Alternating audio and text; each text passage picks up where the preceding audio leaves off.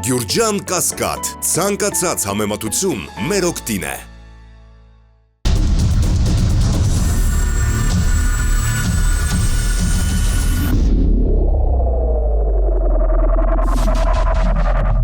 Բարի երեկո, Մեծահաբի եթերում Մեծա Արենանը, ես Արտուր Հայրապետյան, այսօր զրուցելու եմ սահմանադրագետ Գոհար Մելոյանի հետ, բարի երեկո։ Բարի երեկո։ Շնորհակալ եմ հրավեր ընդունելու համար։ Տիկին Մելոյան, մենք վերջին օրերին հատկապես ականատեսնենք Նիկոլի անդադար գրառումներին եւ երեք հայտարարեց, որ ես պատրաստ եմ միակողմանի ստորագրել այդ աղետաբեր խաղաղության պայմանագրի տակ եւ ուզում եմ հիմա հասկանալ այս իրավիճակում արդյոք մենք այս խաղաղությունը, որը այսպես ճակերտավոր խաղաղությունը, որը մենք ենք ուզում եւ Ադրբեջանը կարծես դրան ոչ մի ձև չի անդրադառնում եւ տեսանք, որ հայտարարեցին Հայաստանի կողմը հրադադարի խախտում է թույլ տվել։ Այս ամեն ինչը երբ որ փորձում ենք վերլուծել պատերազմի վտանգ, խաղաղության պայմանագիրը, որի կետերի մասին մենք նույնիսկ տեղյակ չենք, այս մարդիկ փորձում են հрамցնել եւ նախորդ օրն էլ Արդարադատության նախարարը հայտարարեց, որ սահմանադրությունը որպես այդպիսին դեռ պատրաստ չի, բայց մենք աշխատում ենք այդ կետերի վրա, երբ որ լրագրողը հարցրեց այդ կետերի հետ կապված անդրադարձ կարող եք անել թե ոչ, ասաց կարծես ոչինչ չասաց, բառային ինչ որ կույտ էր հավաքել էր, այդպես ուզում հասկանալ, այս մարդիկ սահմանադրությունը որտեղից են ուղարկում, կարծես Բաքուն գրած պատրաստ ուղարկելու է, մենք այստեղ ընդհանրապես ստորագրելու ենք եւ հաստատենք, եւ այս ամենի շուրջ փորձենք կետ առ կետ անդրադառնալ։ Բարի, նախ շնորհակալ եմ հրավերի համար։ Այո, նախ այսպես սկսեմ, նախ պետք է մենք սարքենք մեզ համար դրոշ, որ պետության սահմանադրությունը չի կարող խաղարկման առարկա դառնալ։ Ու ցավոք սրտի այսօր գտնվում ենք այն իրողության ու իրականության պայմաններում, երբ մեր սահմանադրությունը ու նոր սահմանադրության ընդունման օրակարգը առաջ է քաշվել թշնամի պետության ղեկավարի կողմից, որովհետև այո, եթե այս իշխանությունը գալով իշխանության ունեցել է օրակարգում սահմանադրական փոփոխություններ, իրենք նոր նախորդ տարվանից իդեմ Նիկոլ Փաշինյանի մեկնարկեցին նոր սահմանադրության ընդունման գործընթացը։ Ինչ տարբերություն, փոփոխության ու նոր սահմանադրության։ Տարբերությունը տեխնիկական է, եթե սահմանադրական փոփոխությունների պարագայում իրենք կարող էին նոր խմբագրությամբ ողջ սահմանության տեքստը շարադրել,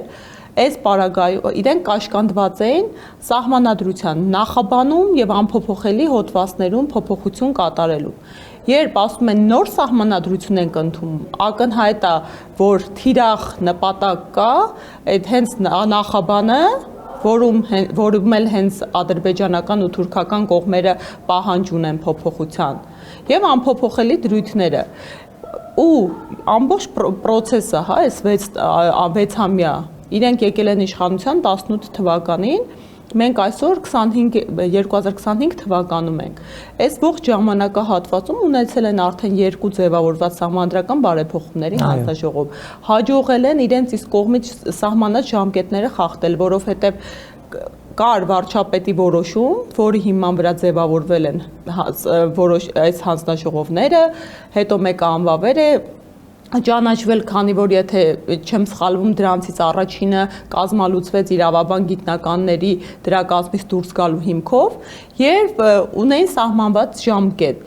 22 թվականին պետք է ներկայացվեր հայեցակարգի նախագիծը, սահմանադրական բարեփոխումների 23-ին սահմանադրության տեքստի նախագիծը։ Իհարկե դա տեղի չունեցավ, շուրջ 1 տարի այդպես խախտված ժամկետներով ապրեցին, 24 թվականի նոր սահմանադրության ազդարարումից հետո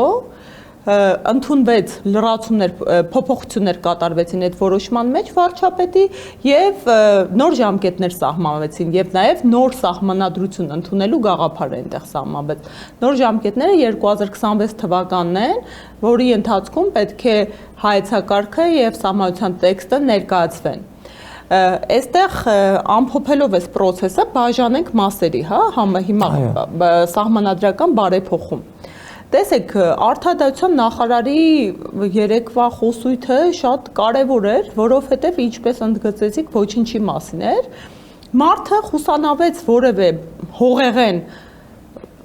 նյութական ընթացակարգային իրավիճակի վերաբերյալ տեղեկատվություն տա, ինչպես եւ բոլորն են անում, եւ նշեց, որ աշխատանք են անում, բայց միևնույն ժամանակ նշեց, որ 19 թվից հայեցակարգ գոյություն ունի։ Մենք մինչ օրս որևէ մակարդակում անգամ մեկ դրույթի վերաբերյալ տեղեկատվություն չենք ստացել։ Օրինակ, այդ հսկայական process են մեկնարկել, ռեսուրսներ են պետական վատնվում, այդ հանձնաժողովների տեսքով, ժամանակ է տրամադրվում պետական մարմիններից, պետական մարմիններ, որոնք պետք է ծառայեցվեն Հայաստանի Հանրապետության ժողովրդին, քաղաքացուն, պետության շահերին։ Այս պարագայում իրենք ունենալով նույն որոշման մեջ հանձնաժողովի ու խորհրդի աշխատանքի սկզբունքներ, թափանցիկություն, հաշվետվողականություն,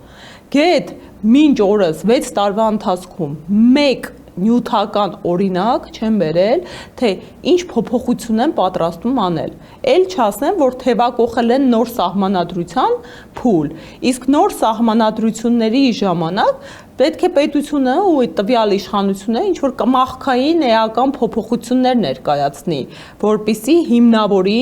նոր սահմանադրության նպատակահարմարությունը։ Ու կրկին ընդգծում եմ, որ մենք մինչ օրս չեմ ասում 10, չեմ ասում 5, մեկ օրինակ չունենք մեզ տրամադրված, թե ինչ են իրենք պատրաստվում անեն։ Պետք է ընդգծենք, որ սա Հայաստանի Հանրապետության պատմության ընթացքում երբևիցե ամենափակ ու մեկուսացված գործած սահմանադրական փոփոխությունների process-ն է ու հանձնաժողովներն են։ Այն իշխանությունը, որը վառ նախկին ընդդիմություն էր, որն այդքան քննադատում էր հենց նույն բուն 15 թվականի սահմանադրական բարեփոխումների գործընթացը, նույնիսկ մոտավոր իր բաց ու թափանցիկ աշխատանքով այն ժամանակվա սահմանադրական բարեփոխումների հանձնաժողովի հետ չի կարող համադրվել։ Ինչ էին անում։ Մարդիկ շաբաթական պարբերականությամբ իրենց աշխատանքների վերաբերյալ մամուլի հաղորդագրությունների տեսքով զեկուցում էին հանրությանը։ Մարդիկ հայեցակարգի նախագիծը հենց պատրաստ եղավ, սկսեցին հանրային լսումներ կազմակերպել, մարզային այցեր կազմակերպել, քաղաքացիներին առաջարկություններ ներկայացրած հրավիրում են հանձնաժողովի նիստերի։ Հանրությունը իրազեկված էր։ Ասեմ ավելին, Նիկոլ Փաշինյանը որպես վառ ընդդիմադիրով սարքել էր քննադատության առարկա կառավարման խորհրդարանական ձևի անցումը, անցյալ տարի նաև հաստատեց, որ իրենք չեն պատրաստվում հրաժարվել խորհրդարանական կառավարման ձևից, այն իրենց համար ընդունելի է։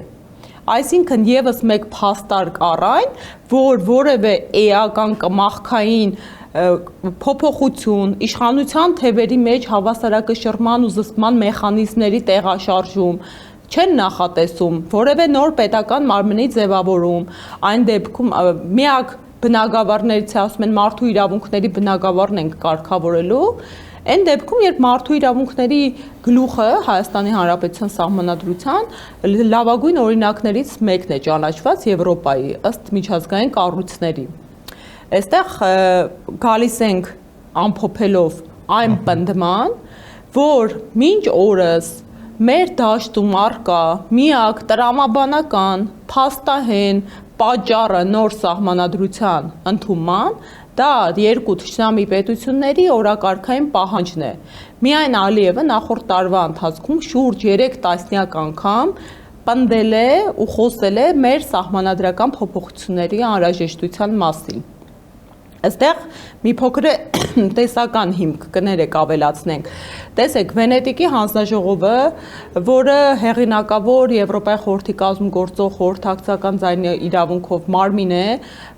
ու որը ըստ էության սահմանադրական գործընթացների բարեփոխումների, նոր սահմանությունների ընդունումների նկատմամբ վերահսկողություն կարելի ասել իրականացնող մարմին է, բազմաթիվ տասնյակ որոշումներ ունի,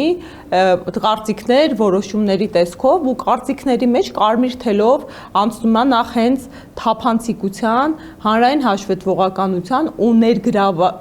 ինտեգրալության նախապայմաններն ու սկզբունքները։ ինչ ասում, ցանկացած սահմանադրական բարեփոխում պետք է ներգրավի երկրի ընդդիմադիր գործիչներին, ընդդիմադիր կուսակցություններին, ակադեմիական համայնքը, քաղաքացիներին, պարբերաբար պետք է տեղեկատվություն տրամադրել։ 1. Տոտալ բացակայում է այս կոմպոնենտը մեզ մոտ։ Երկրորդ, Վենետիկի հանձնաժողովի տրամաբանության մեջ չի կարող երկու պետությունների բանակցման ընթացքում մյուս պետության զոհասեղանին որպես խաղաքարտ դրվի ու մյուս պետության պահանջատիրությունը լինի տվյալ պետության սահմանադրության փոփոխությունը։ Ավելին, Վենետիկի հանձնաժողովը ասում է, չի կարող սահմանադրությունը քաղաքական նպատակահարմարության առարկա դառնալ եւ փոփոխվել, այն էլ չասենք, որ նորովի ընդունվել, քաղաքական նպատակահարմարության պայմանավորված։ Հակառակը ինքը ասում է, որ սահմանադրությունն է քաղաքական խաղի կանոնների սահմանողը եւ ոչ թե հակառակը, ու չի կարող հակառակը լինել։ Հակառակը նորմալ ու իրավական չէ։ Ասեմ ավելին, կան երկրներ, որտեղ երբ պատրաստվում են ոչ սահմանադրությունը նորովի ընդունվել, նոր սահմանադրության նախապայմաններից է, օրինակ պետական ինչ-որ մարմնի կազմալուծումն կամ օրենսդիր մարմնի արձակումը։ Հասկանում եք, սրանով սահմանադիրը կարևորել է երաշխիքը սահմանադրության գոյության, այսինքն եթե հանկարծ քաղաքական նպատակահարմարությունից ելնելով փորձեն սահմանադրությունը նորովի ընդունեն, այդ մարմինը արձակվում է։ Այսինքն այնքան հիմնավոր պետք է լինի, որ արդարացնի այդ լրջագույն process-ի նպատակը։ Ինչ վերաբերում է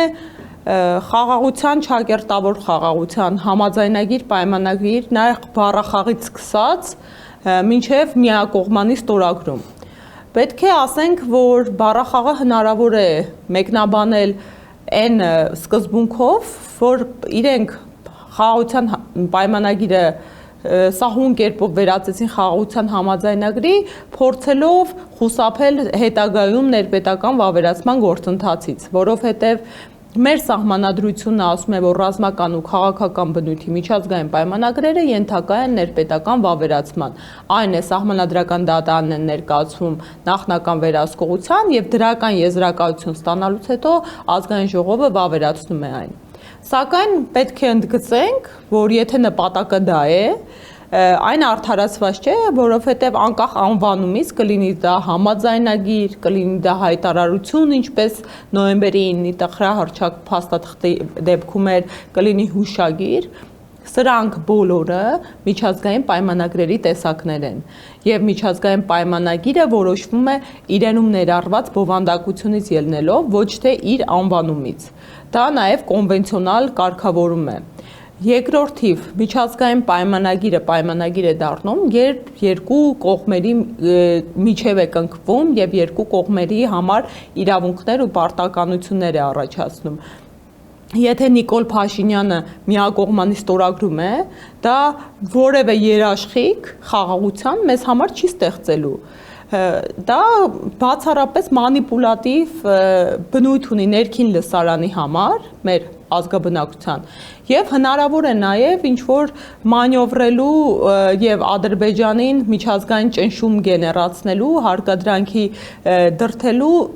միջոց ու մեխանիզմ է ըստ իր պատկերացման։ Այսինքն այս դեպքում Տիկին Մելոյան, ստացվում է այնպես, որ եթե միակողմանի ստորագրում ես, Ադրբեջանը հնարավոր բոլոր քայլերը իր կողմից իրեն անելու է, ինչ որ անելու է, այսինքն եթե պետքա պիտի հարձակվի,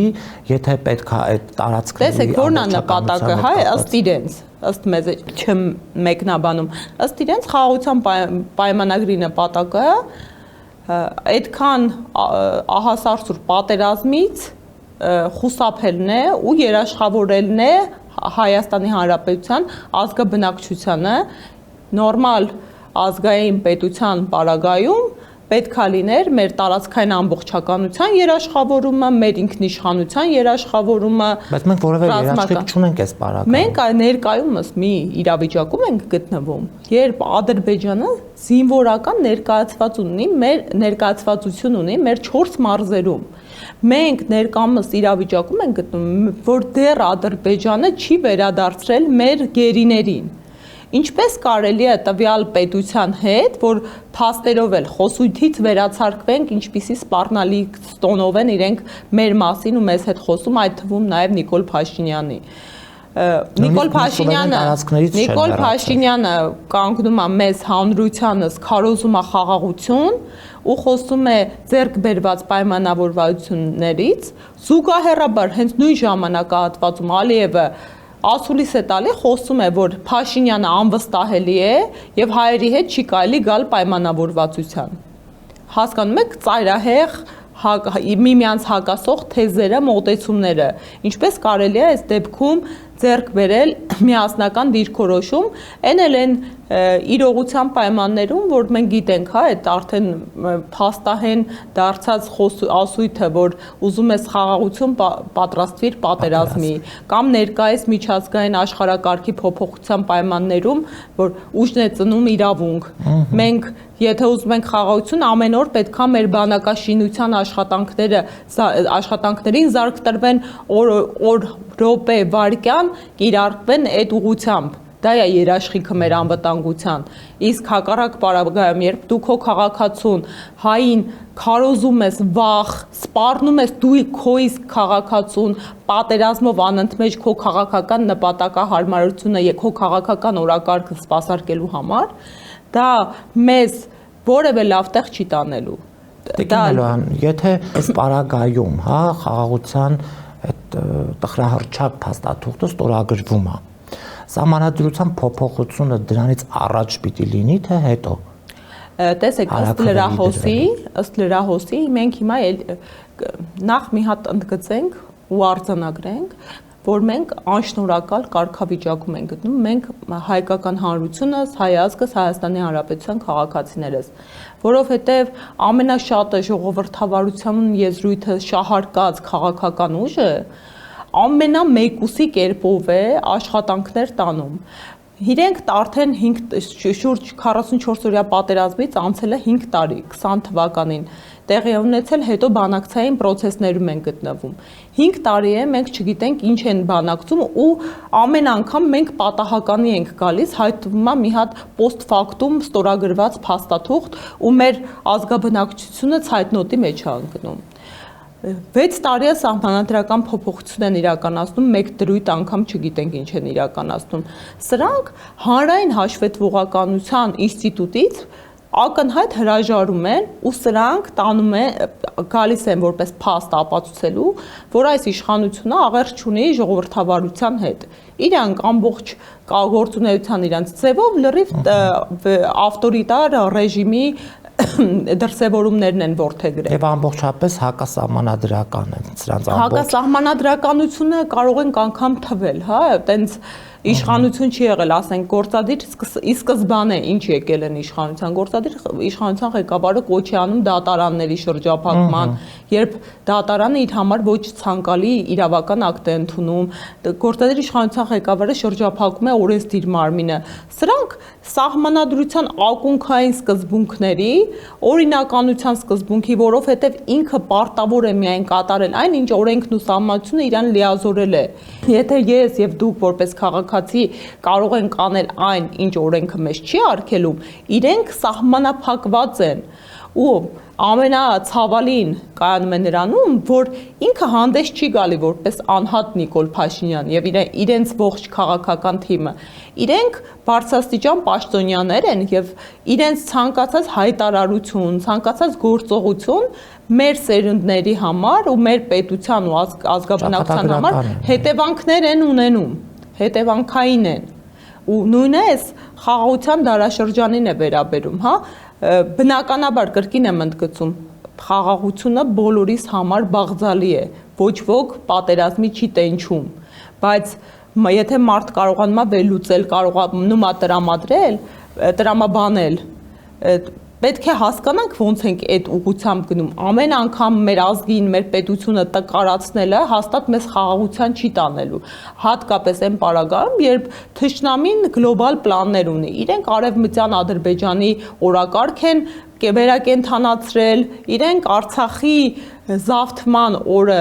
իրենց մեջլիսում իրականացնում են խորհրդարանական լսումներ այդ թեմայով, արդեն պետական մակարդակով ռազմավարություն ունեն, իսկ քաղաքացու պատկերացման համար պետք է ընդգծենք, որ Արևմտյան Ադրբեջանը ըստ Ադրբեջանի դա ընդհուպ մինչև Երևանն է, դա Հայաստանի Հանրապետությունն է։ Այդ ուղղությամբ են այս մարդիկ շարժվում։ Մեր ղեկավարը քարոզում է մարդկանց սպառնում է, ամենաճշգրիտ բառը։ Մեր վարչապետը մարդկանց սպառնում է պատերազմով ու դա դարձրել է իր իշխանության երկարակեցության խաղաքարտը, այն դեպքում, երբ այդ սպառնալիքի զուգահեռաբար ասում է, եթե այդ պայմանագիրն է կնքենք, դա դեռևս երաշխիք չի, որ Ադրբեջանը չի հարձակվի։ Մարդուն երկյուղու մեջ է դնում, այն դեպքում, եթե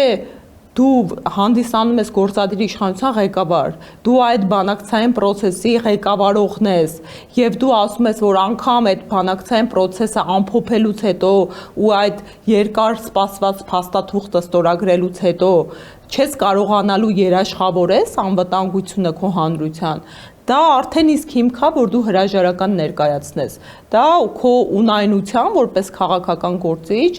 թե դիվանագիտական ասպեկտով, թե քաղաքական, թե ռազմական, թե իրավական ունայնություն է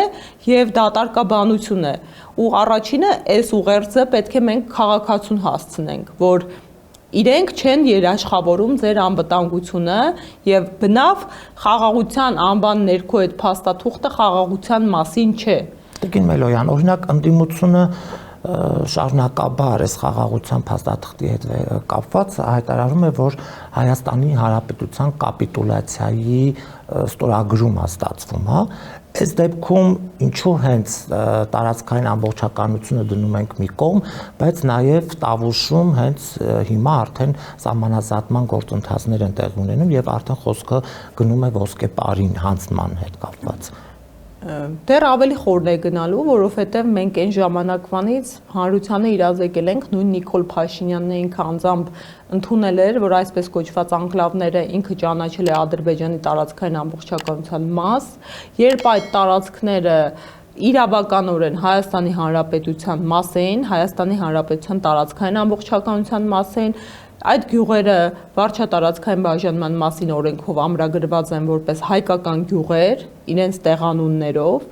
այդ տարածքներում մարդիկ մեր պետական կադաստրի կողմից տրված սեփականության վկայականի հիման վրա տներ ունեն,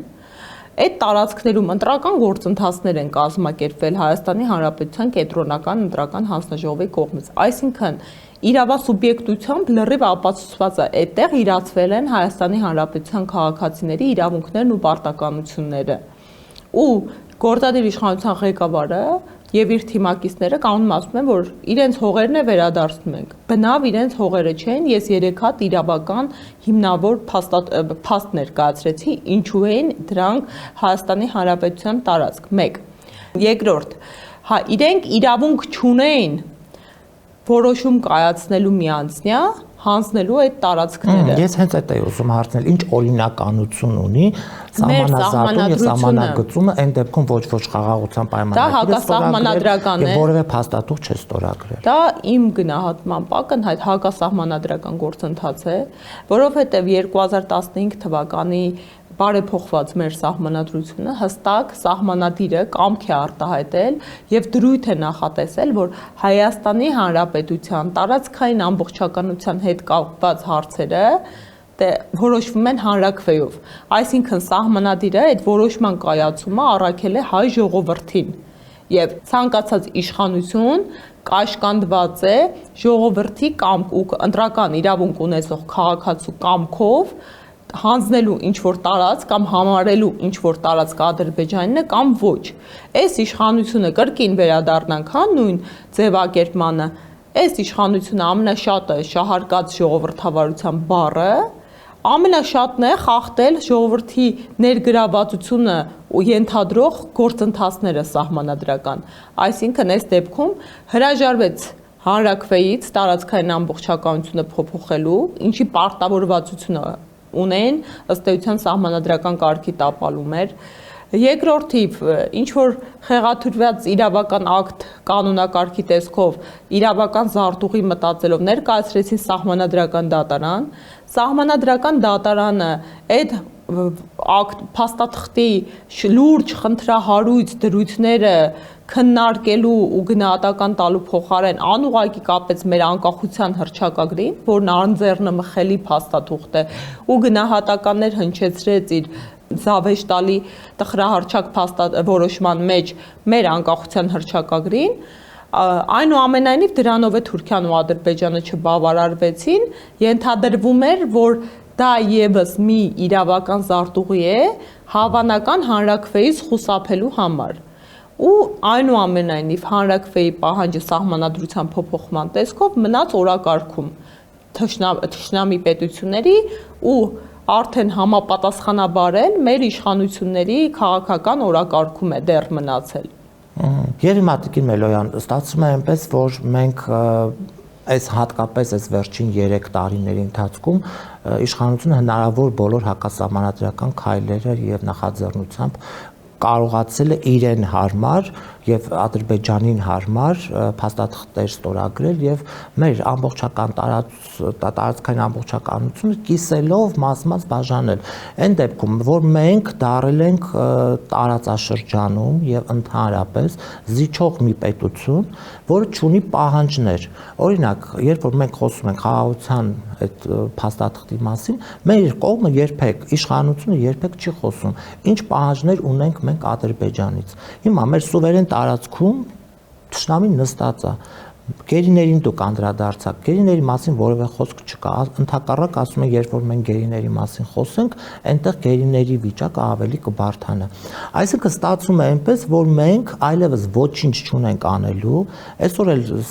զոհասեղանի դրված Սյունիքը, այսօր մենք այդ կալիդոր ասածը դարձրել ենք բան, հա, օրհասական խնդիր, որովհետև այս մարդիկ որոշել են նաև միջանցք տալ։ Եվ ասում են մեր առևտրաշրջանառությունը լավ կլինի, մեր քաղաքացիների վիճակը լավ կլինի։ Եվ մենք որպես ընդդիմություն չունենք հակադարձելու որևէ բան, բացի այն, որ մենք,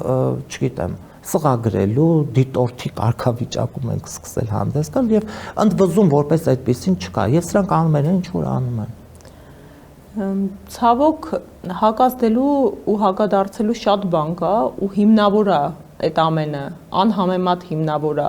Մենք դիմացում ենք դատարկաբանություն, անգամ իրենց ելույթներում ու պնդումներում հակասական են իրենց խոսքերի նկատմամբ։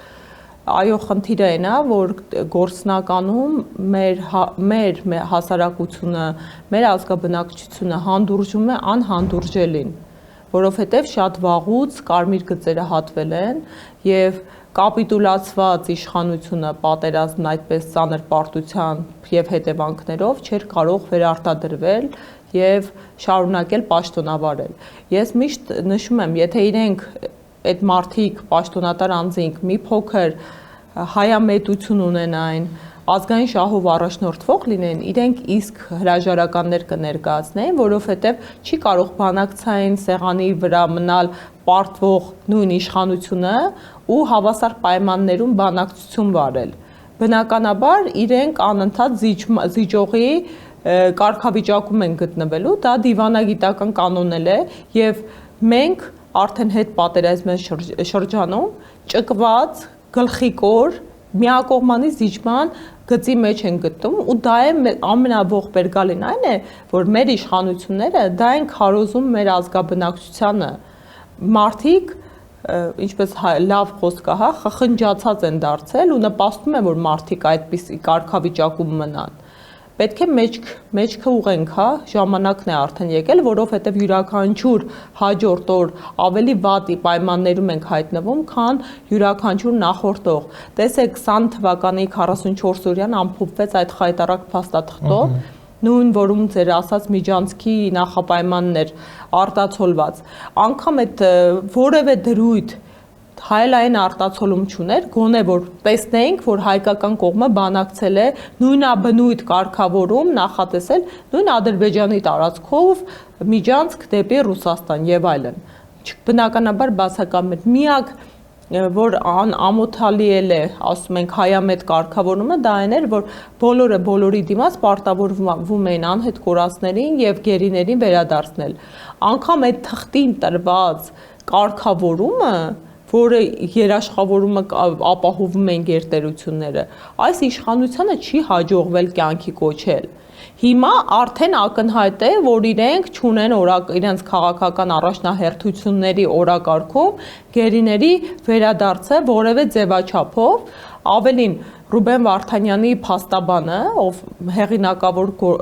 մասնագետ է միջազգային իրավունքում,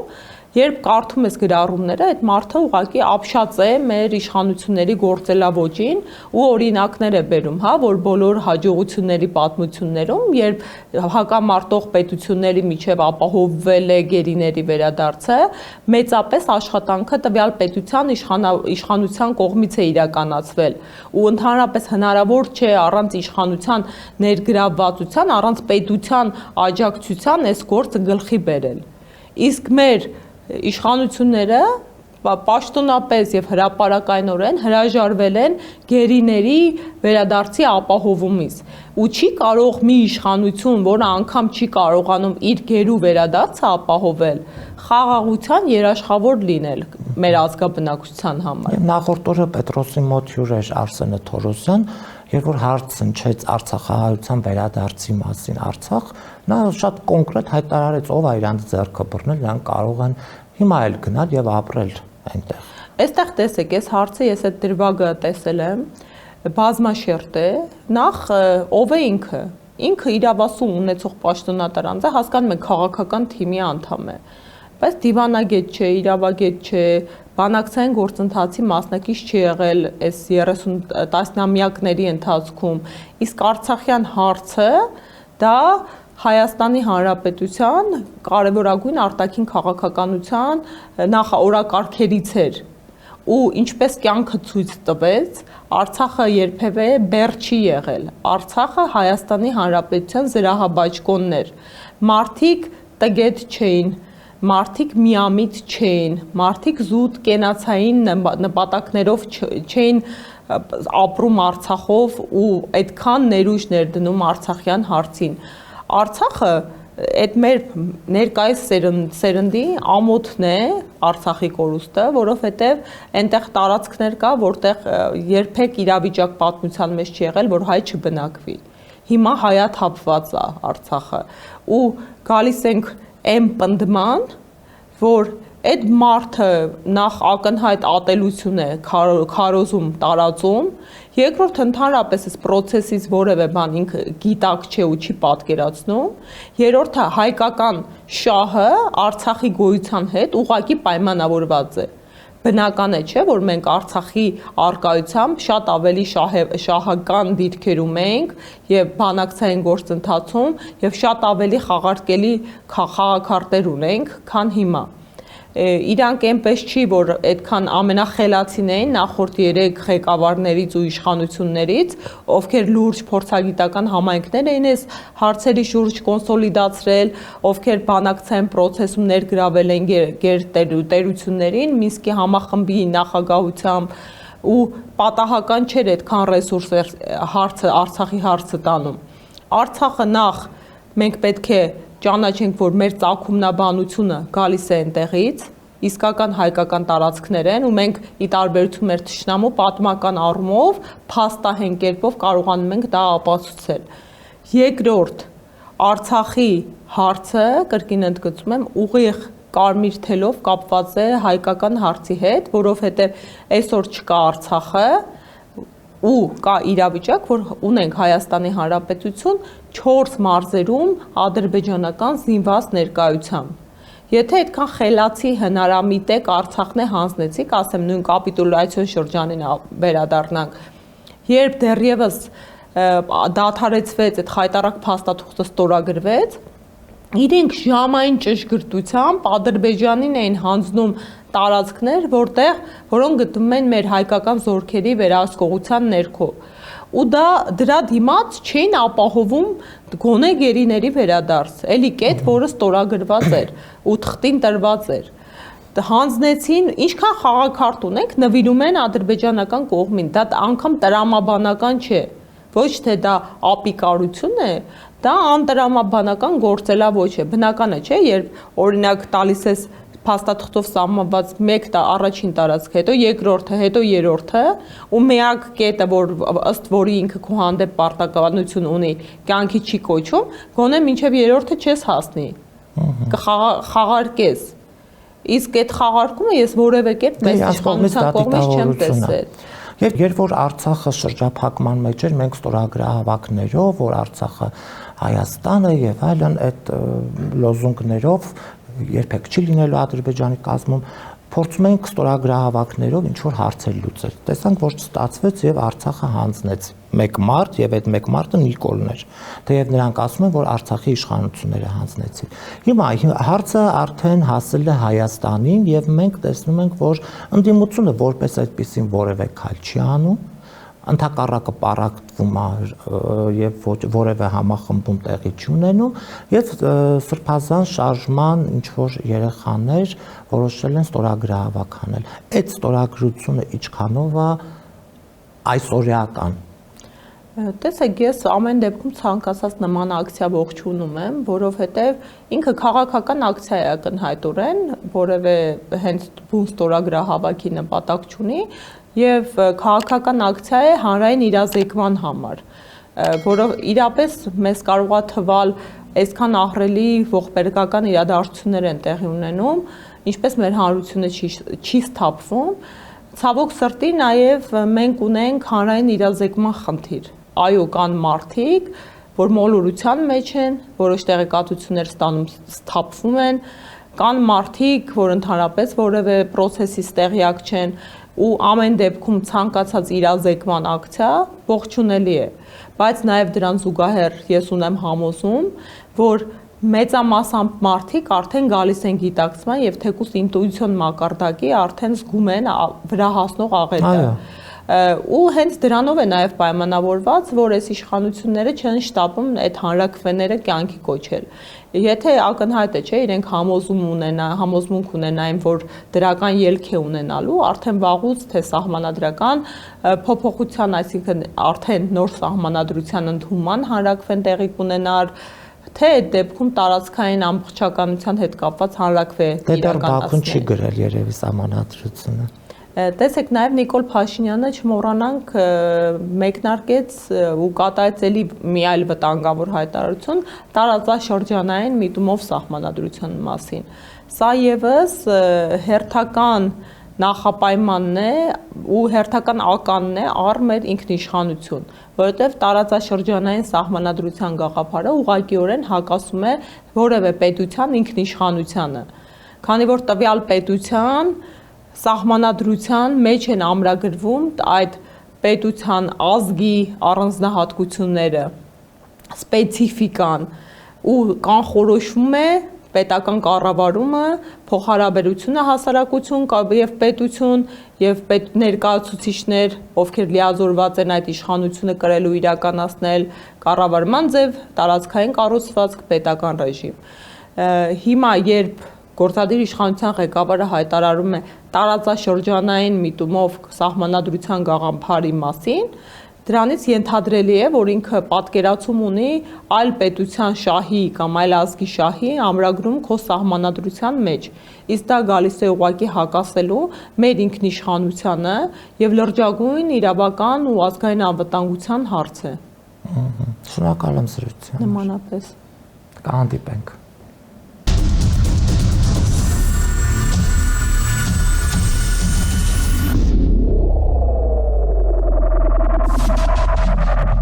Գյուրջան Կասկադ, ցանկացած համեմատություն մեր օգտին է։